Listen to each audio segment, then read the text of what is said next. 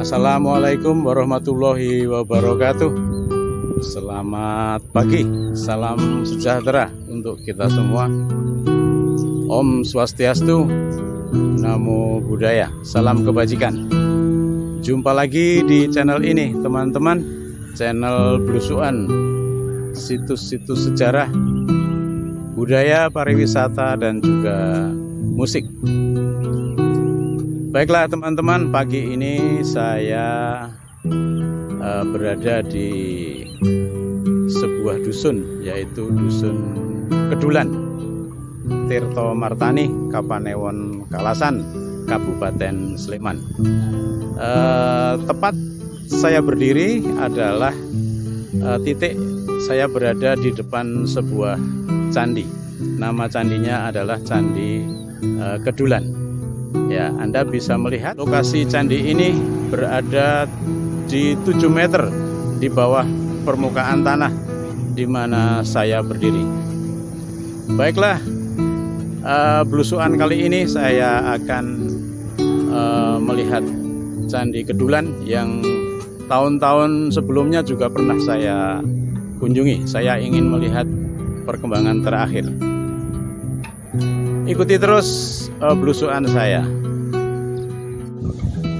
Saya masih ingat teman-teman bahwa di titik lokasi di mana saya berdiri sekarang ini dahulunya adalah kandang ayam. Jadi pagar yang kita lihat itu adalah pagar kandang ayam. Dan dahulu saya tidak melihat ada candi-candi kecil di dalam pagar itu.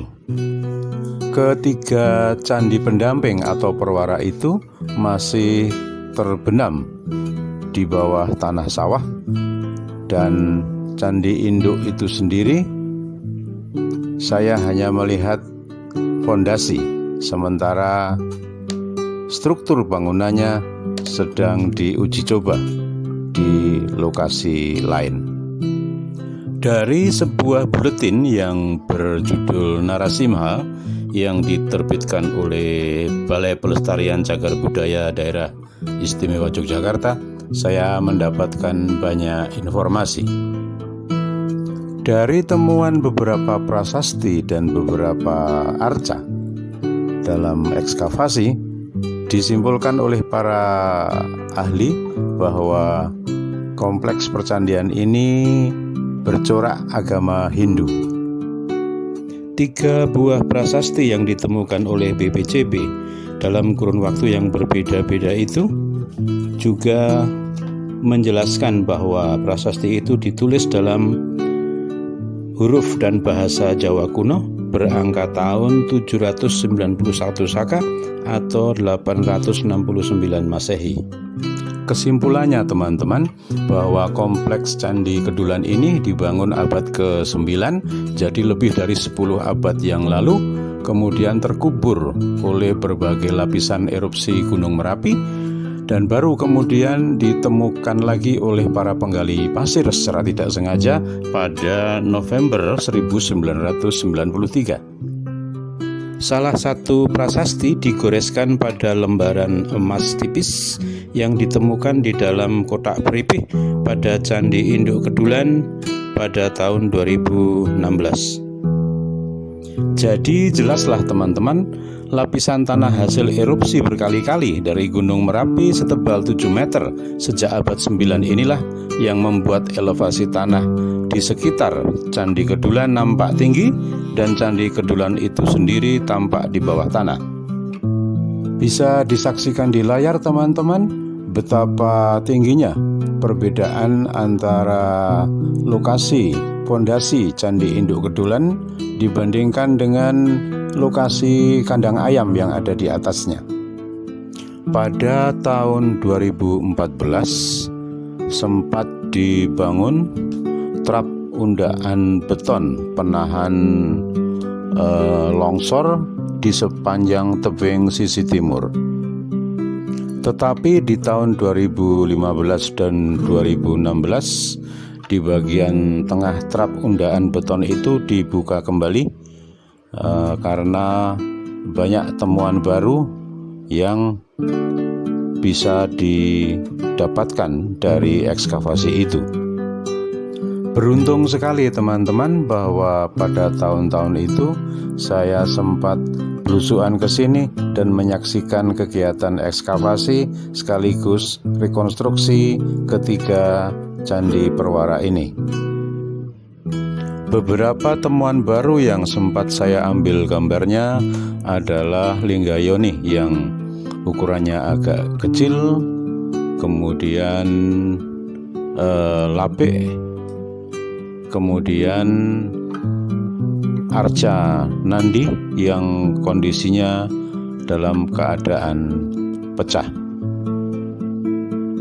Pada hari ini, hari Rabu tanggal 3 Mei tahun 2023, saya mengunjungi candi ini lagi dan saya melihat ketiga Candi Perwara yang ada di sisi timur atau di depan Candi Induk sudah selesai dipugar.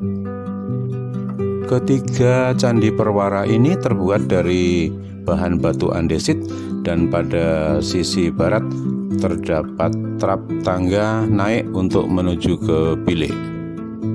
Gerbangnya berbentuk gapura paduraksa dengan hiasan kala dan di pipi tangga terdapat hiasan makara. Saya akan naik dan masuk ke masing-masing Candi Perwara itu dan saya akan mulai dari Candi Perwara di sisi yang paling utara terlebih dahulu. Di Candi Perwara yang paling utara, tepat di tengahnya terdapat Arca Lingga dan Yoni, yaitu lambang kejantanan dan kesuburan dalam mitologi Hindu. Di Candi Perwara yang tengah terdapat sebuah Arca Nandi yang kini sudah utuh menghadap ke barat dengan dua lapik Padmasana di kanan dan kirinya. Nandi dianggap sebagai wahana atau perwujudan Dewa Siva dalam mitologi Hindu. Di Candi Perwara yang paling selatan, saya tidak menjumpai arca apapun kecuali sebuah sumuran berbentuk bujur sangkar. Informasi dari Buletin Narasimha menjelaskan bahwa sumuran ini difungsikan untuk upacara api. Baiklah teman-teman, setelah selesai menelusuri ketiga Candi Perwara, saya bergerak menuju ke Candi Induk Kedulan. Setelah menaiki anak tangga dan melewati gerbang utama, saya tiba di depan sebuah pintu bilik utama dengan hiasan kala di atasnya dan arca Nandiswara serta Mahakala di kanan kirinya. Sebelum masuk ke bilik utama, saya mencoba untuk mengitari bangunan inti dari candi ini. Pada dinding sisi selatan, tepat di tengahnya terdapat sebuah relung dengan arca Agastya. Dalam mitologi Hindu, Agastya digambarkan sebagai sosok yang berjanggut dan berperut besar. Sebagai seorang resi, Agastya dikenal banyak mengajarkan dharma kebaikan. Pada dinding luar sisi barat terdapat sebuah relung dengan arca Ganesha. Ganesha digambarkan sebagai sosok yang cerdik dan pandai yang selalu menimba ilmu pengetahuan. Terlihat arca Ganesha di Candi Kedulan ini diwujudkan dalam bentuk manusia berkepala gajah dengan belalai yang selalu minum air ilmu pengetahuan dari sebuah mangkok. Pada dinding sisi utara, tepat di tengahnya terdapat relung dengan arca Durga Mahesa Suramardini.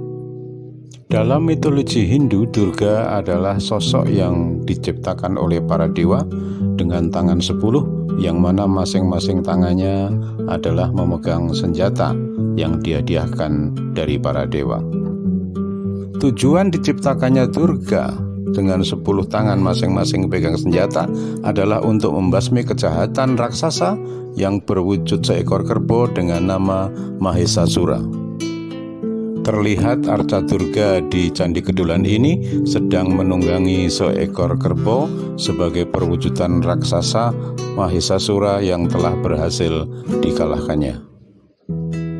Baiklah teman-teman, tempat terakhir yang saya kunjungi di Candi Kedulan ini adalah bilik utama. Di dalam bilik utama yang agak gelap ini terdapat lingga dan yoni yang cukup besar dengan hiasan naga dan kura-kura yang ada di bawahnya.